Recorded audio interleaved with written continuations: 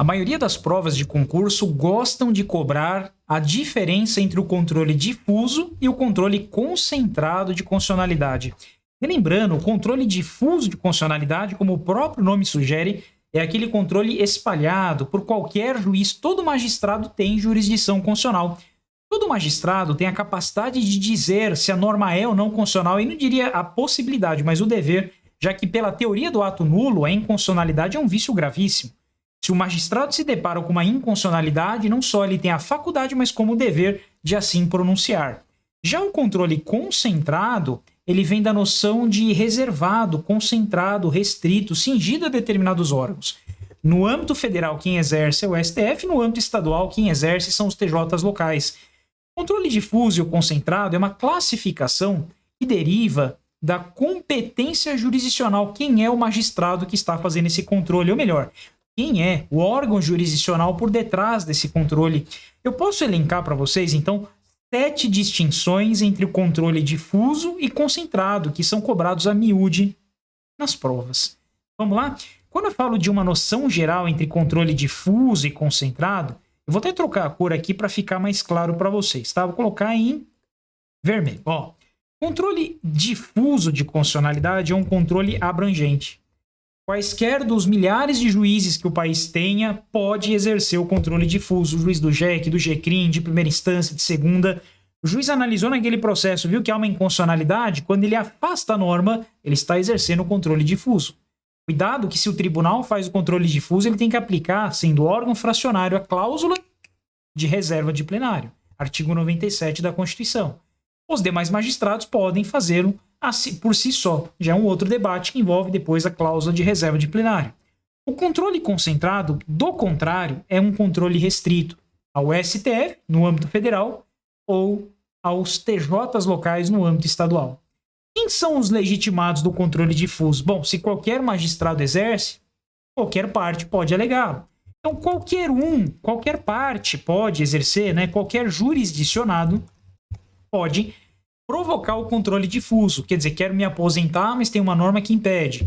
Se eu alego que aquela norma é inconstitucional, estou no controle difuso. Vou cumprir a pena em segunda instância. Se eu alego que aquela norma está inconstitucional, controle difuso. A norma está impedindo a saída temporária, a progressão, regressão de regime. Se eu alego ela, é um controle difuso. De outro lado, no controle concentrado, eu tenho um rol taxativo. Aqui é o primeiro ponto interessante, inclusive. Os legitimados do artigo 103 da Constituição Federal constituem um rol taxativo.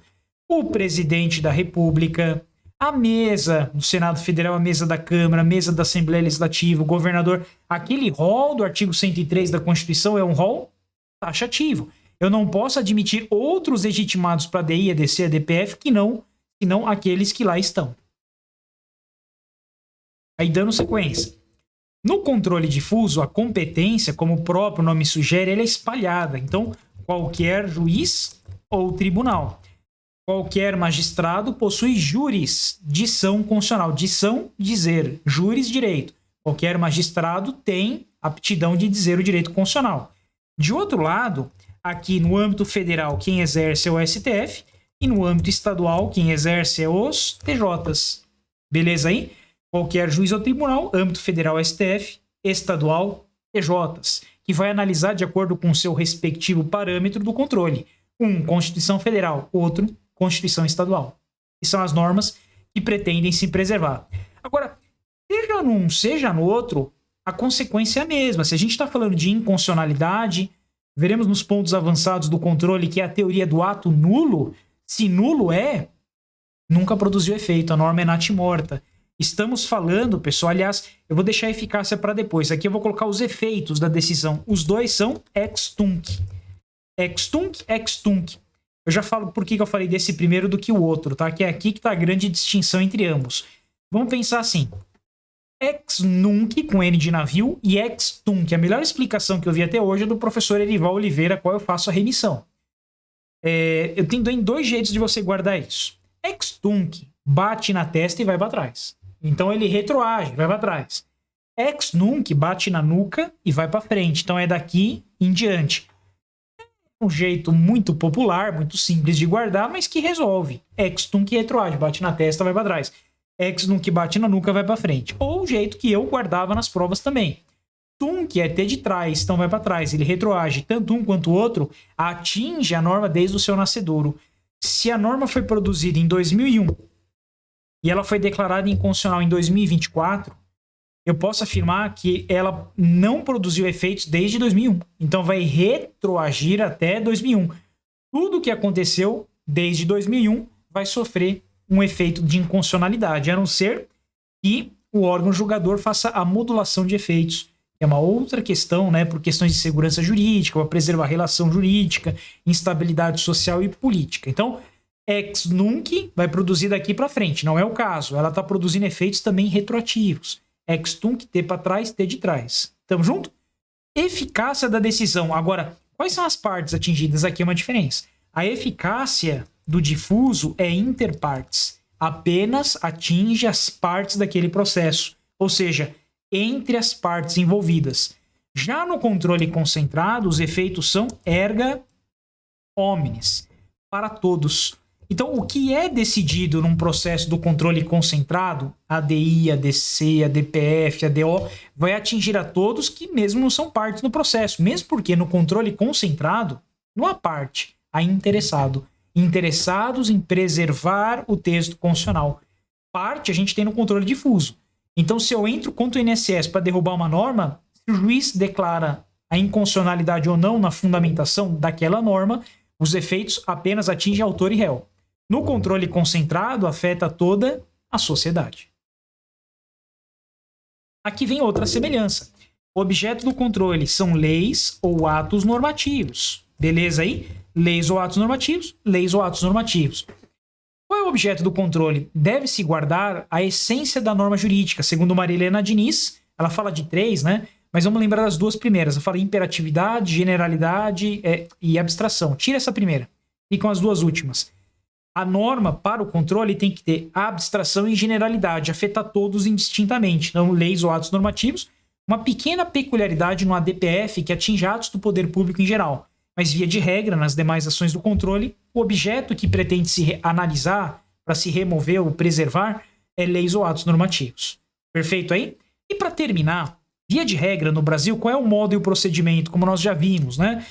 Quanto a via, ela vai ser uma via incidental, beleza? E concreto.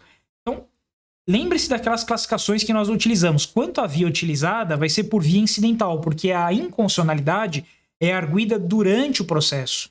Entre mentes o processo. Por via incidental, eu quero tutelar o direito subjetivo. E qual é a finalidade principal do controle? A finalidade principal é a defesa do caso concreto. É a defesa do direito subjetivo para que autor ou réu vençam a demanda pela procedência ou improcedência. O que está por detrás é o bem da vida almejado. Diferentemente do controle concentrado, que no Brasil... no mundo tem umas misturas aqui, mas no Brasil é por via principal e a finalidade principal do controle é abstrato. Ou seja, o que nós temos aqui, pessoal? Por via principal significa que a finalidade principal é analisar a inconstitucionalidade da norma para se preservar a supremacia da Constituição e não tem direito subjetivo por detrás. Na verdade, tem direito objetivo. O objetivo do controle concentrado, veja, das ações, né? ADI, ADPF, ADC, ADI interventiva, etc., é preservar a supremacia das normas constitucionais. Ou seja, um é por via incidental, o outro por via principal. A finalidade principal do controle é a defesa do direito concreto, do direito subjetivo. Aqui a defesa é abstrata. Não tem vencedor e perdedor, derrotado, né? Nessa questão de inconstitucionalidade. O que significa isso, pessoal? Que a finalidade principal do controle é abstrata, é a defesa da ordem jurídica, preservação da supremacia da Constituição na ordem jurídica. Então, para concluir essa ideia, pensa que nós estamos analisando aqui um dos principais pontos do controle difuso e concentrado. O difuso é espalhado, qualquer juiz faz, qualquer parte alega para a defesa do seu direito subjetivo e retrocede os efeitos desde a nascedora da norma. Então, a pessoa ganha o processo alegando a inconstitucionalidade. O controle concentrado é aquele restrito ao STF ou TJ local, a depender se o parâmetro do controle é a Constituição Federal ou Constituição Estadual, e são legitimados taxativos do artigo 103 da Constituição Federal ou os da Constituição Estadual no controle estadual. também produz efeitos retroativos, mas erga omnes, atinge todos, mesmo os que não estão envolvidos no processo. Ele é por via principal e tem a finalidade abstrata para atingir a todos e preservar a supremacia da Constituição na ordem jurídica. Essas são as 7 principais diferenças que caem tudo quanto é concurso e eu espero que tenha ficado claro aí para vocês. Tamo junto? Qualquer dúvida, pode mandar aí pro @Ricardo Baronovski, que vai ser um prazer interagir com vocês. Um forte abraço, curtam a aula aí, nos vemos na sequência.